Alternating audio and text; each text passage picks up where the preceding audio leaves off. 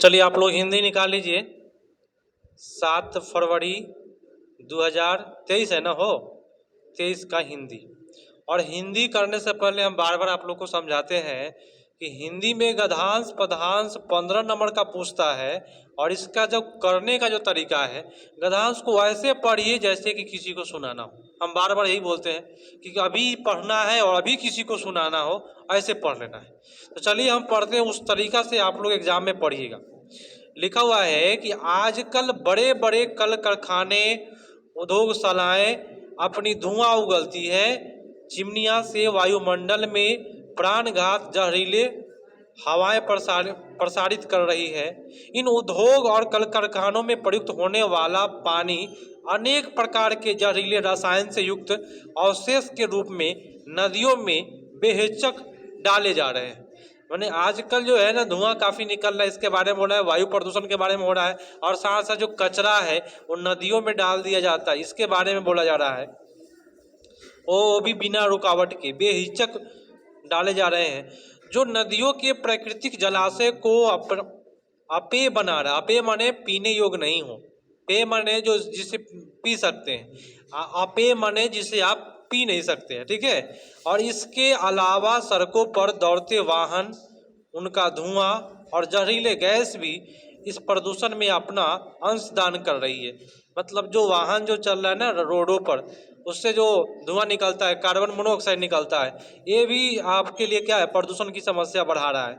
आगे बोल रहा है कि भाई इस चौतरफा आक्रमण से मनुष्य सभ्यता का बच पाना एक कठिन कार्य लग रहा है। मतलब ये सब जो भी आक्रमण है, कल कारखाना हुआ, वायु प्रदूषण गाड़ी के माध्यम से हुआ, ठीक है, या चिमनियों के माध्यम से हुआ, इस सारी प्रक्रिया से मनुष्य को जो बच पाना है अब लग रहा है कि अब कठिन हो गया है, क्योंकि प्राण वायु के अभाव में जीवन के संभव रहने की कल्पना नहीं की जा सकती है ना। बिना प्राण वायु को जीवन की कल्पना आप नहीं कर सकते हैं।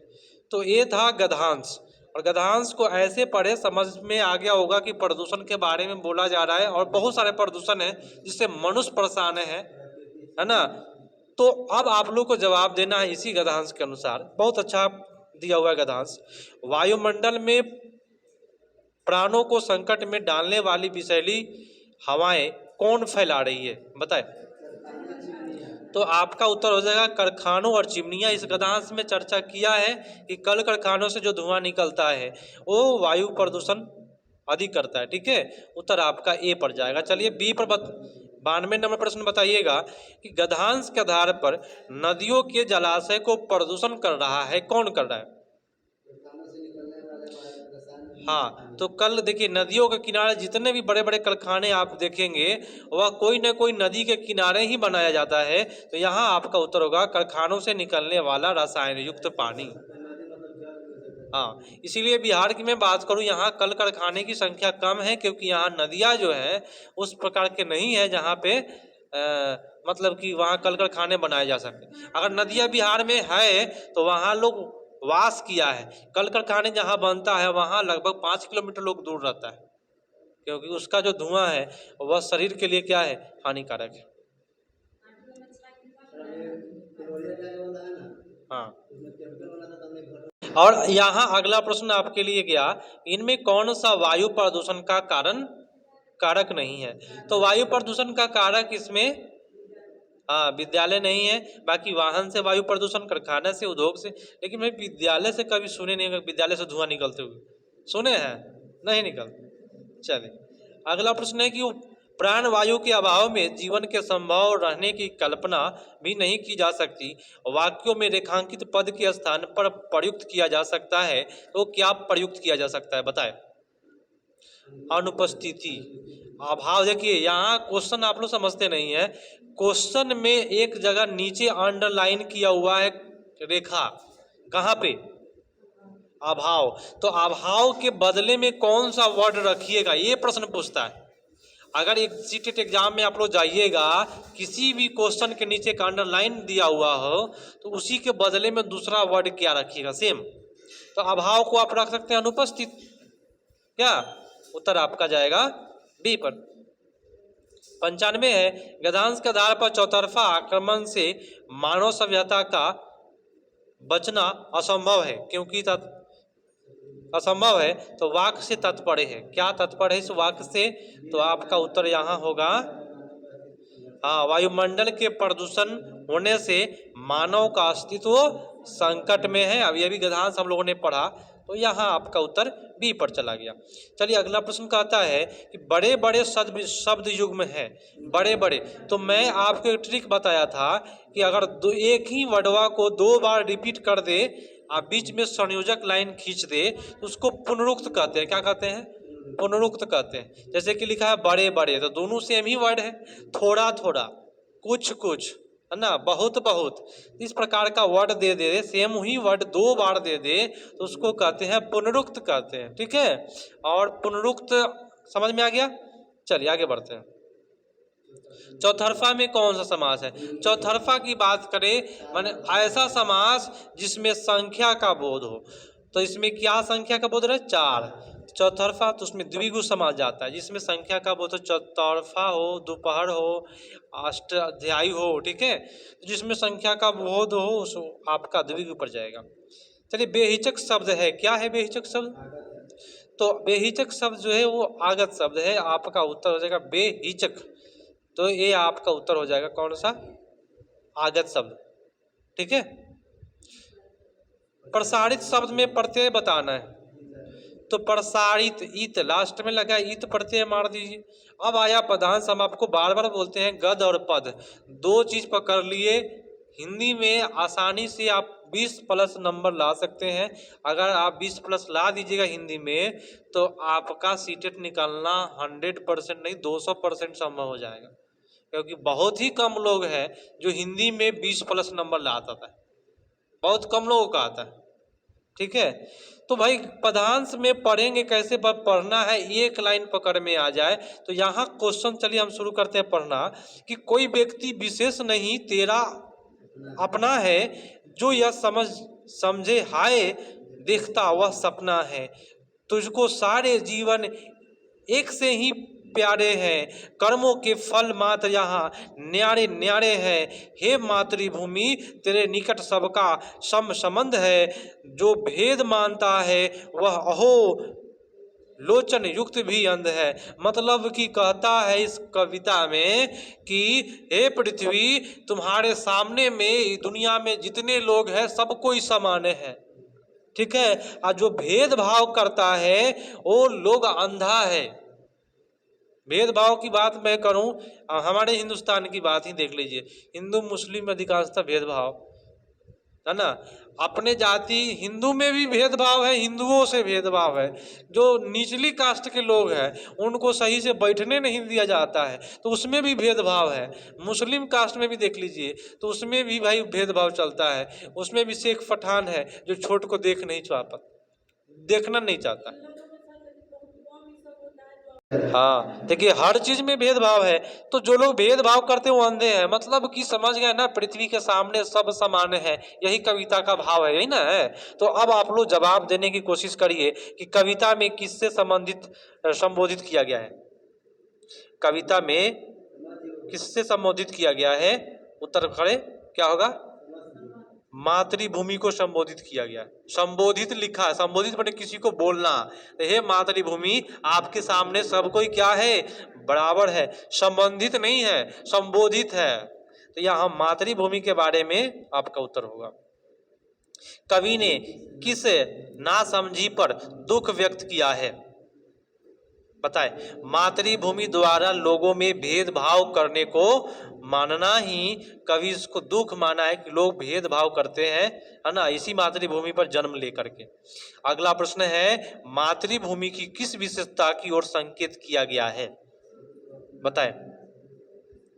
तो हो जाएगा कि सभी पर समान उपकार करना। ये मातृभूमि सब पर समान उपकार किया है, किसी के लिए स्पेशल नहीं बना हुआ है।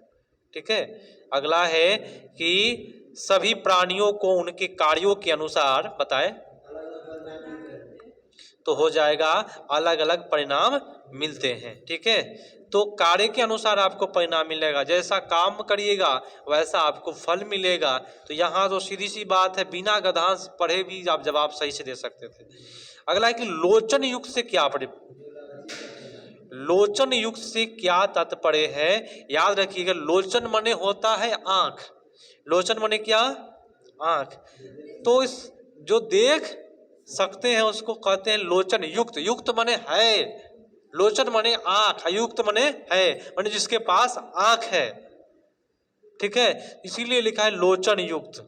लिख देगा लोचन रहित, मतलब जिसके पास आंख नहीं है।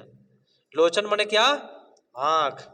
चलिए, विशेषण शब्द नहीं है, कौन सा विशेषण शब्द नहीं है ये बताना है। देखिए, प्यारा विशेषण है, बहुत प्यारा है भाई। सम विशेषण है। न्यारे, न्यारे, लेकिन संबंध जो है ना ये विशेषण नहीं है। ठीक है, तो ये आपका उत्तर हो जाएगा डी। अब आइए, पेडागोजी आ गया हिंदी का। इसमें कोशिश करेंगे कि काफ़ी अच्छा तरीका से इसमें कीवर्ड निकालने का कोशिश यहीं पे हो जाए तो बेटर होगा क्या। और बहुत कम लोग ही कीवर्ड निकाल पाता है। आप लोग के लिए कीवर्ड, टैगवर्ड, नेगेटिव, पॉजिटिव सब चीज़ को ध्यान रख करके अच्छे से जवाब देना है। चलिए, प्रश्न है कि भारत में विद्यालय शिक्षा के संदर्भ में बहुभाषावाद के लिए कौन सा कथन सही है? क्वेश्चन किसके बारे में कहा? तो बहुभाषावाद के बारे में बोला, तो कौन सा कथन इसमें सही जा रहा है? चलिए, ये बोल रहे हैं बहुभाषावाद का प्रयोग भाषाओं और विषयों के शिक्षण अधिगम के लिए संसाधन के रूप में होना चाहिए। लिखवाए है कि नहीं लिखवाए है? बहुभाषा क्या चीज का काम करता है? तो संसाधन का काम करता है। तो ये आपका उत्तर ए हो जाएगा। और बी वाला ऑप्शन में क्या दिक्कत है? अधिक से अधिक भाषाएं सीख लेना बहुभाषा नहीं कहलाता है, और ये जरूरी नहीं है कि सबको ही अधिक से अधिक भाषा ही सीख पाए। तो ये आपका गलत हो गया। ठीक है, सबसे मजेदार है कि बहुभाषा क्या है? संसाधन का काम करती है। आते हैं नेक्स्ट प्रश्न पर। प्रश्न कहता है कि भाषा शिक्षण के लिए भाषा शिक्षण के किस उपागम में समूची पाठ्य सामग्री के अर्थ पर ध्यान दिया जाता है, बजाय एक शब्द के अर्थ पर? यहाँ पे बजाय लगाया, एक को छोड़कर सब ठीक है, तो आप उत्तर कौन सा करेंगे? विभिन्न दर्शन ग्राही उपागम ठीक है, दर्शन माने जो देख लेगा तो क्या हो, सीख लेगा। संरचनात्मक संप्रेषण ठीक है, लेकिन समग्र भाषा उपागम ये आपका, इसको छोड़ करके आप सब कर सकते थे बजाय। नेक्स्ट है कि वाक्य समुदाय लोगों का वह समूह है जो क्या करता है, बताए? विशिष्ट उद्देश्य के लिए भाषा के विशिष्ट प्रकार में बात करता है। ये बात गलत है। वाक्य समुदाय की जैसे ही बात करेगा तो याद रखिएगा, समुदाय में क्या आते हैं आपके? समाज आते हैं ना। समुदाय में आपके जब समाज आएंगे तो यहाँ लिखा है कि भाषा के प्रयोग के संदर्भ में एक समान मानकों का प्रयोग करते हैं। ठीक है, तो वाक समुदाय, हमारी बात थोड़ा सा ध्यान से सुनिएगा। इस प्रश्न में मानक का प्रयोग लिख दिया है, तो आप लोग इसको कहिएगा कि सर नेगेटिव है, लेकिन थोड़ा सा हमारी बात ध्यान से अगर समझेंगे, बहुत क्रिटिकल प्रश्न है ये, और कैसे समझना है इसको थोड़ा सा समझिएगा। लिखा है वाक समुदाय। वाक समुदाय माने किसी समुदाय के द्वारा कोई वर्ड बोला जाना या कोई भाषा बोला जाना। तो मान लेते हैं कि आप जहाँ रहते हैं वहाँ के लोग हिंदी बोलते हैं, काफ़ी मीठा मीठा बोलते हैं, तो वो कहेंगे यहाँ के एक वाक समुदाय अलग है ना। तो ये लिखा हुआ है कि भाषा के प्रयोग के संदर्भ में एक समान मानक का प्रयोग करते हैं, माने जहाँ आप निवास करते हैं वहाँ के लोग एक समान हिंदी बोलता है, खूब सुंदर। वही लिखा है कि एक समान मानक का प्रयोग करना ही वाक समुदाय हो जाएगा। ठीक है, तो यहाँ आपका उत्तर सबसे बेटर कौन जाएगा? बी पर जाएगा। चलिए, सी एक समान वाक्य का विकार है, विकार सी में गलत हो गया। और डी में आप बोले एक समान भाषा का शिक्षण करते हैं। कभी भी सुन लीजिए ध्यान से, भाषा का शिक्षण नहीं किया जा सकता है। भाषा को आप अध्ययन से कभी भी सीख नहीं सकते हैं। भाषा को अगर सीखना है तो परिवेश में रहना पड़ेगा। ठीक है, भाषा की पढ़ाई नहीं की जाती है। तो सबसे मजेदार आपका उत्तर बी पर जाएगा। अगला प्रश्न है। प्रश्न कहता है कि कक्षा 5 की अध्यापिका अपने विद्यार्थियों को कहानी सुनाते समय रचनावादी उपागम का प्रयोग करती है, और उसके अपनी कक्षा में किस युक्ति का अनुसरण नहीं करना चाहिए। अगर आप टीचर हैं, रचनावादी का इस्तेमाल कर रहे हैं, प्रयोग कर रहे हैं, तो आपको क्या अनुसरण नहीं करना चाहिए? नेगेटिव पूछ दिया। हाँ, कंठस्थ करके कह दीजिए कि आ करके यहाँ पे वर्णन कर दीजिए। सबसे जहर बात है, कभी भी कोई बच्चा रट करके आ करके आपको सुना रहा है कि सर जी ऐसे होगा, तो समझिए कि वो रट्टूमल है, आगे चल के कुछ कर सकता है। 3 इडियट फिल्म देखे होइएगा, चमत्कार की जगह पर क्या लगा दिया था, तो पूरा मतलब कि भाषण ही बदल दिया गया था, है ना। एक चमत्कार वर्ड को बदल दिया गया 3 इडियट में। तो कंठस्थ रटने वाला व्यक्ति समझता नहीं है, रट ही चल जाता है। चलिए आगे बढ़ते हैं। अगला है कि निम्नलिखित में कौन सा भाषा अर्जन के दौरान आरंभिक शब्द त्रुटि का अतिशय रूप से विस्तार का उदाहरण है? तो यहाँ आपका उत्तर कौन सा होगा? बच्चे उड़ती हुई सभी चिड़ियों को गौरैया कहते हैं। क्या कह रहा है? निम्नलिखित में कौन सा भाषा अर्जन के दौरान आरंभिक शब्द त्रुटि का आशय के रूप में विस्तार का उदाहरण है? तो बच्चे जो है उड़ती हुई सभी चिड़िया को गौरैया कहता है, तो यही आरंभिक माने शुरुआत है। जब शुरुआत करता है बच्चा ना, तो उड़ने वाला कोई भी चिड़िया को वो कहेगा गौरैया है, क्योंकि जीवन में वो कभी गौरैया ही केवल देखा था और उसको कोई बताने वाला था, गौरैया ही बताया था। समझे? तो यहाँ आरंभिक चरण नहीं रहता, तो आपका ये वर्ड जो है, ये आपका सेंटेंस ऑप्शन गलत हो जाता। ठीक है, तो ये आपका उत्तर ए पर जाएगा। नेक्स्ट है कि भाषा शिक्षण के किस उपागम में अर्थ के प्रति समझ बनाने की जगह वाक्यों के प्रारूपों को याद करने पर बल दिया जाता है? कौन सा में याद करने पर बल देगा? व्याकरण, अनुवाद विधि, संप्रेषण, प्रत्यक्ष विधि, संरचनात्मक उपागम। तो याद करने पर बल कौन देगा भाई? देखिए ये प्रश्न काफी फंसाया है। कह रहा है कि भाई भाषा शिक्षण के किस उपागम में अर्थ के प्रति समझ बनाने की जगह वाक्यों के प्रतिरूपों को याद करने पर बल देता है। तो याद करने पर कौन सा उपागम बल देता है? एक बोला व्याकरण, अनुवाद विधि। तो अनुवाद करने के लिए याद करने की आवश्यकता नहीं है, नियम जानने की आवश्यकता है कि क्या नियम है। तो यहाँ व्याकरण, अनुवाद विधि भी आपका चला गया काम से, यहाँ याद करने वाली बात नहीं है। संप्रेषण में याद क्या करना है? बातचीत में क्या याद करोगे भाई? तो ये भी गलत हो गया। प्रत्यक्ष विधि, जो सामने में है उसके बारे में क्या याद करना, जो सामने में है उसको क्या याद करें। संरचनात्मक उपागम में याद करने पर बल देता है। तो एक नया कीवर्ड बन गया, याद करने पर बल देने वाला उपागम कौन सा है? तो संरचनात्मक उपागम। और ये आपका एक कीवर्ड बन गया, संरचनात्मक उपागम में याद करने पर बल दिया जाता है। आपका उत्तर डी पर चला गया। चलिए, गहन पठन क्या है? देखिए गहन पठन की बात जैसे ही करेगा तो आप लोग याद रखिएगा, तो गहन माने एकदम एक एक लाइन आप अच्छे से पढ़ रहे हैं, मतलब आप गंभीर पठन कर रहे हैं, गंभीर रूप से अच्छे से पढ़ाई कर रहे हैं। तो उत्तर आपका कौन जाएगा? बी पर चला जाएगा, कोई दिक्कत नहीं है। चल आगे बढ़ते हैं। निम्नलिखित में कौन सा डिस्थीरिया का लक्षण है? डिस्थीरिया का लक्षण कौन सा है? देखिए लेखन में तो डिस्ग्राफिया है, तो एक होगा नहीं। ध्वनि की बात करता है तो अफेजिया है। ठीक है, बोलने वाली बात है बी वाला में, तो अफेजिया है, तो ये भी नहीं हुआ। सी कहता है मांसपेशियों की कमजोरी के कारण ध्वनि निकलने में जीभ और होठ के समन्वय में कठिनाई। माने कोई कोई मांसपेशियां कमजोर हो जाता है, जिसके वजह से जीभ और होठ का समन्वय नहीं निकल पाता है। और आप लोग से पूछा जाएगा, मतलब कि आप लोग देखे होइएगा, कोई कोई लड़का को कि ट कहो तो कहेगा त, है ना। कहो कि नून कहो नून तो कहेगा ऊन।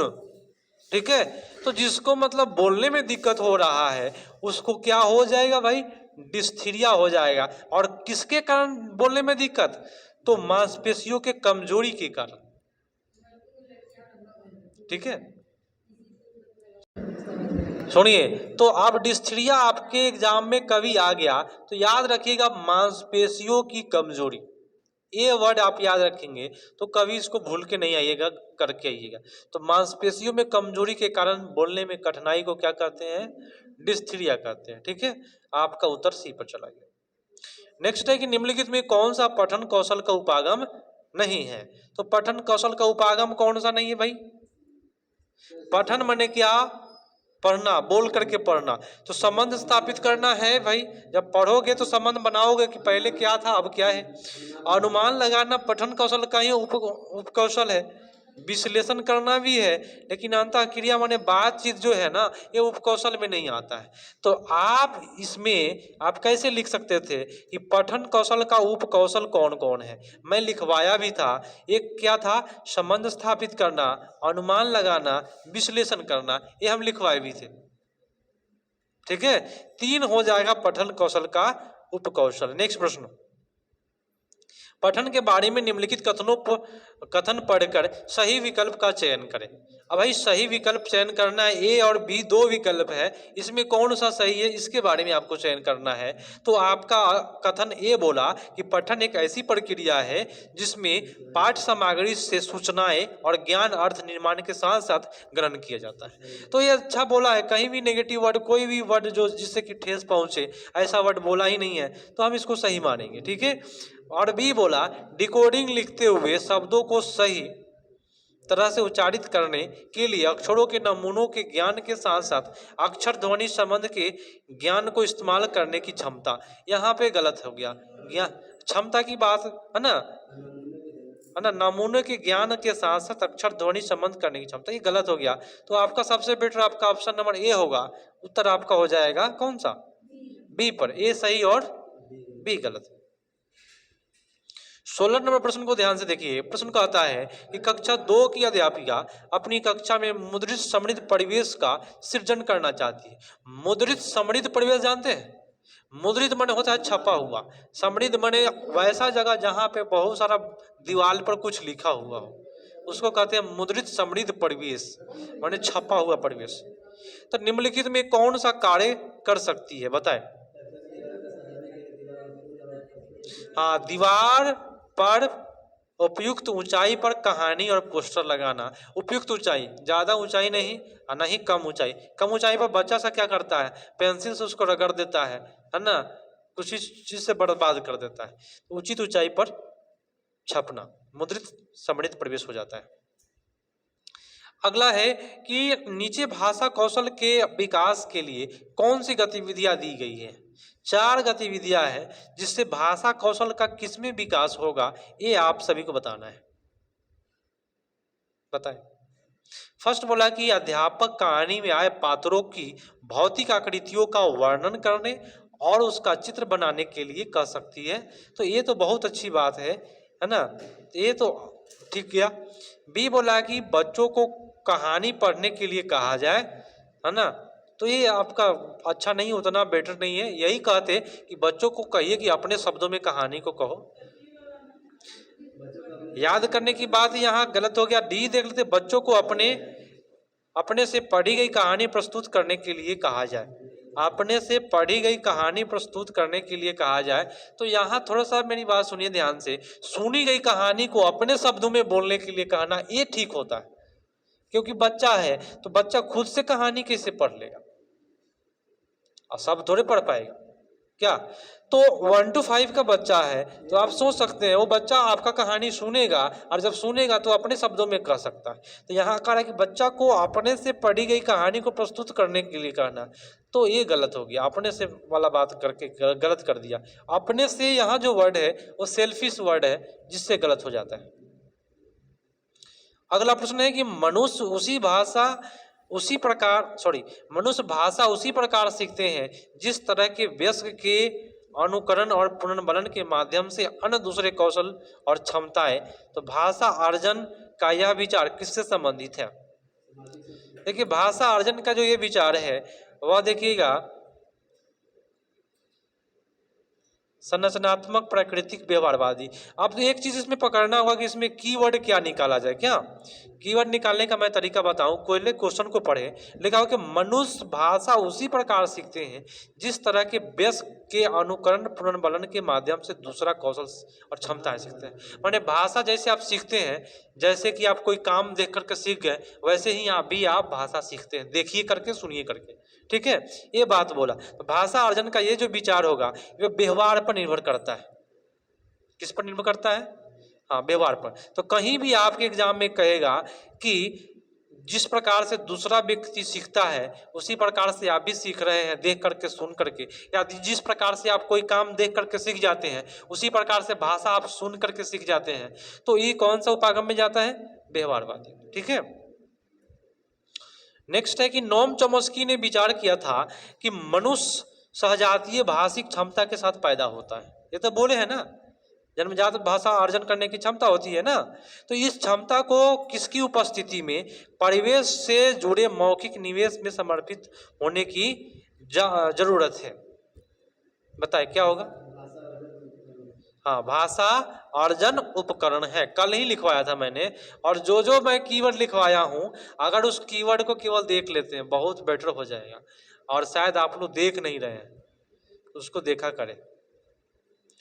और ये अगला प्रश्न है, और आज का अंतिम हिंदी का प्रश्न है कि बच्चों को अवकाश कार्य के रूप में अपनी रुचि की कोई 10 कहानियां पढ़ने के लिए कहा जाता है। मान लीजिए कि बच्चों को आप छुट्टी कर दिए, गर्मी का छुट्टी, और बोल दिए कि 10 कहानी तुम पढ़ के आना है।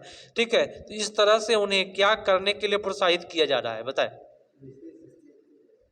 तो विस्तृत रूप से पढ़ करके आएगा बच्चा, क्योंकि छुट्टी का समय है तो आराम से पढ़ेगा, तो विस्तृत पठन होगा वहाँ। तो हिंदी का क्लास यहीं समाप्त करते हैं, ईवीएस शुरू करेंगे।